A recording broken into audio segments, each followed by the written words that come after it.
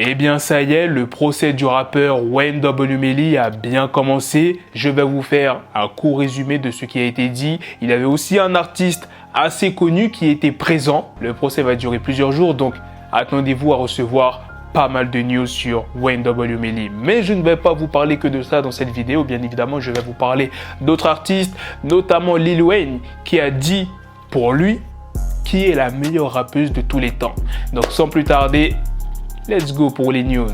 L'été arrive bientôt, profitez-en car We Are Shay Nation a mis une offre intéressante et pas mal de nouveautés. Donc si tu veux briller sous le soleil, c'est le moment. Il y a l'offre essentielle en ce moment, c'est tout simple. Tu mets 2 produits de la catégorie essentielle dans ton panier et l'un d'eux sera offert. Par contre, s'il n'y a aucun produit qui t'intéresse dans la catégorie essentielle, tu peux aller dans une autre catégorie. Par exemple, il y a cette chaîne qui t'intéresse, tu veux prendre ce pendentif, tu le mets dans ton panier et avant de valider ta commande, tu rentres le code BLACKTRAP30 et tu auras droit à une bonne réduction. La livraison est gratuite dans tous les pays et n'oubliez pas que vous pouvez payer en plusieurs fois. Billy Garland, le père de Tupac, croit fermement que le gouvernement des États-Unis est responsable de la mort de son fils. Dans sa dernière interview avec The Art of Dialogue, Billy a affirmé que son fils était suivi par le gouvernement depuis des années, y compris le 7 septembre 1996, jour où Pac a été abattu à Vegas. Selon les histoires bien connues des fans de rap, Pac et les membres de l'entourage de Death Row Records ont agressé Orlando Anderson, originaire de Los Angeles, après le combat entre Mike Tyson et Bruce Seldon. Orlando serait revenu quelques heures plus tard, armé.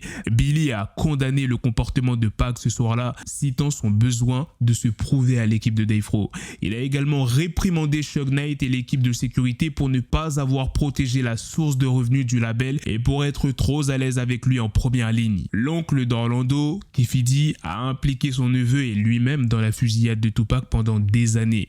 Mais Billy pense que son autodénonciation fait partie du plan maître du gouvernement et ne pense pas que l'un ou l'autre ait quelque chose à voir avec le meurtre. Un featuring sortira ce vendredi pour la compile du nord au sud entre les deux artistes RK et Kershak. Le nom du morceau est Glock 17. 13 Block sera présent au Yardland Festival le samedi 1er juillet pour un show exclusif. Les deux artistes Tiakola et Dave étaient en studio à Londres. Dans une interview diffusée la semaine dernière, Lil Wayne a déclaré que Nicki Minaj est la plus grande rappeuse de tous les temps. Lors de l'émission de podcast All the Smoke de Showtime Basketball, les animateurs Matt Burns et Stephen Jackson ont discuté avec Lil Wayne des dernières nouvelles de la NBA et bien sûr ont plongé dans le monde de la musique. Parmi les sujets abordés figuraient des questions sur la manière dont le rappeur a découvert Nicki Minaj, avec un accent particulier sur le classement de Nicki dans la liste de toutes les rappeuses de Wayne. À la 40e minute de l'interview All the Smoke, après avoir expliqué comment Lil Wayne a découvert Nicki, Jackson pose la question à Lil Wayne: où places-tu Nicki parmi toutes les artistes féminines? Wayne laisse échapper un long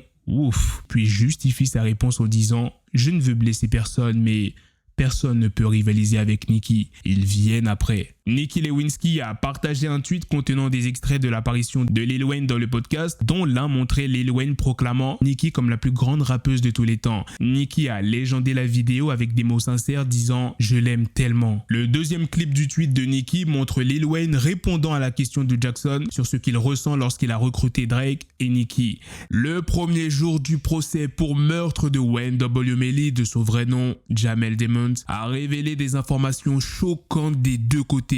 Melly est accusé d'avoir tué ses amis Wayne W. Melly Juvie, de son vrai nom Chris Thomas, âgé de 20 ans, et Wayne W. Sackchaser, de son vrai nom Anthony Williams, âgé de 21 ans, le 26 octobre 2018. La police affirme qu'il a tiré sur les hommes après une séance en studio alors qu'ils étaient dans une voiture conduite par Wayne W. Bortlen, de son vrai nom Cortland Henry. Melly et Bortlen auraient ensuite mis en scène une fusillade en voiture et Bortlen aurait conduit les corps à l'hôpital Memorial de Miramar situé en Floride, seul, et aurait dit à la police qu'ils avaient été abattus lors d'une fusillade. La défense semble vouloir faire savoir que c'est en fait Wayne W. Bortlen qui a tiré. L'avocat de Melly a déclaré au jury que Bortlen avait des résidus de poudre à canon sur les mains et portait des vêtements de rechange lorsqu'il a déposé les corps sans vie de Juvie et Sackchaser à l'hôpital. Les procureurs ont tenté de prouver que Fredo Bang a récupéré Wayne W. Melly après les meurtres. Ils affirment avoir des données de téléphone portable qui prouvent que Melly a envoyé sa localisation à Fredo quelques minutes après les meurtres et que Fredo est arrivé sur les lieux peu de temps après.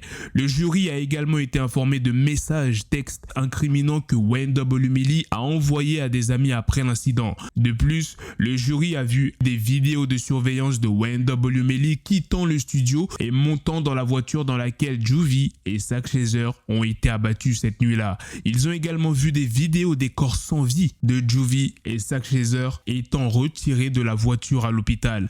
Voici la réaction de Wayne W. Melly devant les impacts de balles sur les vêtements de son ami décédé. Le procès devrait durer encore quelques semaines. Les procureurs demandent la peine de mort si Wayne W. Melly est reconnu coupable. Boosie Badazz, le rappeur de Louisiane, a assisté au premier jour du procès pour double meurtre de Wayne W. Melly pour montrer son soutien. Il a partagé une vidéo sur Instagram de lui-même portant une chemise noire et une veste de costume rouge en se promenant dans le tribunal. Il a légendé la courte vidéo Wayne W. Melly Dual Opening Day. Pendant le procès, Boosie a été perturbé par un homme qui dormait pendant les témoignages. Bryson Paul, un journaliste de Law & Crime, a partagé des mises à jour en direct du procès sur Twitter où il a vu Boosie s'agacer à cause d'un membre de la galerie qui dormait. Paul a tweeté: Boosie Badazz soutenant Wayne W. Melly est agacé par l'homme assis à côté de lui qui dort pendant le témoignage. Pour ceux qui ne le savent pas, Boosie et Melly ont collaboré sur le morceau Free Trail Remix en 2018. En avril 2019, 3 mois après que Melly a été inculpé de 2 chefs d'accusation de meurtre au premier degré pour les fusillades mortelles de ses amis, il a engagé l'ancien avocat de Boosie, Jason Roger Williams, qui a représenté Boosie lors de son procès pour meurtre. Williams a quitté l'affaire Melly après avoir accepté un poste de procureur de la Nouvelle-Orléans en 2021. Pendant une interview en juin avec XXL, Boosie a parlé du procès de Melly. Je vais à son procès pour le soutenir. J'ai parlé à sa mère l'autre soir, je vais soutenir Melly. J'étais dans un avion avec Melly un jour à l'aéroport avec lui. Nous étions à l'aéroport et il a sorti sa carte de crédit. Il ne m'a pas laissé acheter quoi que ce soit, bro. Il a acheté toute ma nourriture, mes magazines, tout au long de l'aéroport. Il disait: OG, tu ne dépenses pas d'argent, donc je vais soutenir ce petit Renoir, dog. Un événement incroyable s'est produit en Équateur lorsqu'une femme de 76 ans déclarée morte a montré des signes de vie pendant ses obsèques. Bella Montoya, la femme en question, a été déclarée morte le vendredi 9 juin par les médecins d'un hôpital public de la ville de Babahoyo, situé dans le sud-ouest de l'Équateur. Elle avait été admise à l'hôpital après avoir subi un accident vasculaire cérébral et n'avait pas réagi aux tentatives de réanimation, ce qui a conduit l'équipe médicale à déclarer son décès. Cependant, lors de la veillée funèbre, les proches de Bella Montoya ont été témoins de l'inimaginable. La vieille dame a commencé à montrer des signes de vie dans son cercueil. Son fils, Gilbert Balbéran, a raconté aux médias locaux cette expérience incroyable. Alors que la famille était en plein recueillement, ils ont soudainement entendu Bella Montoya respirer. Ils ont ouvert le cercueil et ont constaté que la femme de 76 ans respirait très fort. Avec sa main gauche, elle frappait les parois et sa main tremblait, a déclaré Gilbert. L'histoire de Bella Montoya a rapidement fait le tour des médias locaux qui la considèrent comme une ressuscitée. Ma maman est sous oxygène, son cœur est stable, le médecin lui a passé la main et elle a réagi. C'est ce qu'a déclaré Gilbert.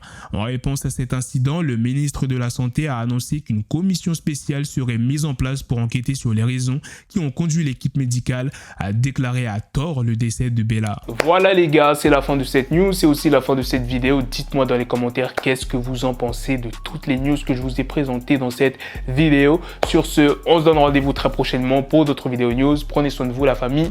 Peace.